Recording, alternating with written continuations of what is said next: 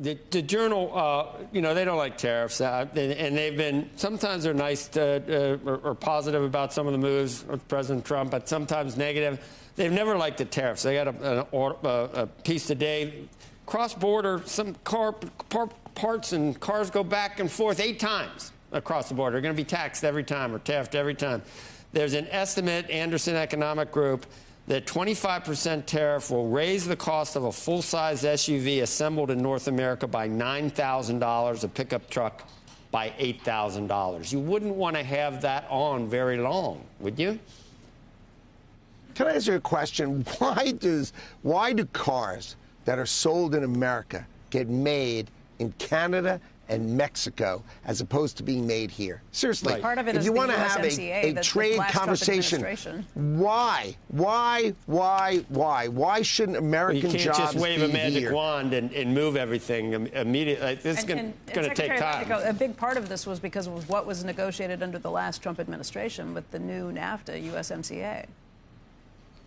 And USMCA, the president has been crystal clear that he thinks that Michigan and Ohio, the communities of Michigan and Ohio, they've been ravaged by these ideas. And the concept is, let's bring that production back. I've spoken to the car manufacturers. They have ample excess capacity in America, and they can move that production back. I agree with you. They can't do it in 3 months, but they can do it in 6 months. And you're going to see jobs created in America, cars in America. You build it here, you don't pay any tariff.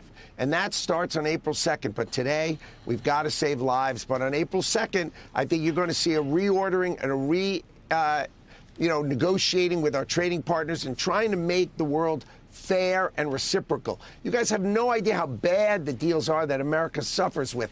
Everybody charges. Like you just said, imagine dairy is 250% in Canada. You guys don't think about that stuff, but it's unbelievable the way we get ripped off around the world. And Donald Trump's going to level set it, make it reciprocal, and make it fair. But you can't kill Americans and get away with it. You just can't.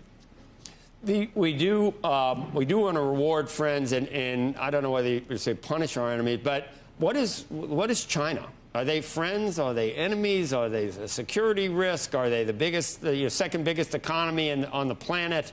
It's symbiotic, Howard. How far do we want to push that, and how bad? I mean, how much pain are we going to be willing to take in inflation if all of a sudden they hit us right back? Remember, so you made one comment. So inflation comes from a government printing more money.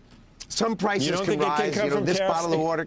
It can't happen at all. No, from tariffs. Tariffs do not create inflation. Printing money creates inflation. You have a balanced budget. There can't be inflation. It doesn't mean one product could be more expensive and one product could be less expensive. But China, I'll give you an example. China has the highest tariffs in the world. In the world. Everything gets tariffed in China, and they don't have inflation. In fact, they have deflation. India, the second highest tariffs in the world. They don't have inflation. So this concept is just people whining and complaining and not being truthful. The fact is, we need to protect America. Why does China tariff everything and we give them a free ride back here? And they subsidize the opioid production. They subsidize opioid production. Can I just ask you very quickly, the American Automotive Policy Council president just put out a statement on the tariffs. He said, we continue to believe that vehicles and parts that meet the USMCA's stringent domestic and regional content requirements should be exempt from the tariff increase. Our American automakers who invested billions in the U.S. to meet these requirements should not have their competitiveness undermined by tariffs that will raise the cost of building vehicles. Is there a chance that they would get an exemption? Well, look, that is a discussion. The president's always thought about that, right, about USMCA. But this is, remember, the problem is this is an opioid-related tactic today. We need to have opioids stop flowing into the country. On April 2nd, we're going to re-examine trade policy, but that comes April 2nd. And we understand that there are production in Mexico and Canada. But let me ask you a question. Why don't you go ask those auto manufacturers what percentage of their parts are made in America? And it would shock you in a negative way to say that many of the cars that they think produced under USMCA have less than 10% American parts. Less than 10%. We've got to bring this stuff to America. It's got to be produced in America.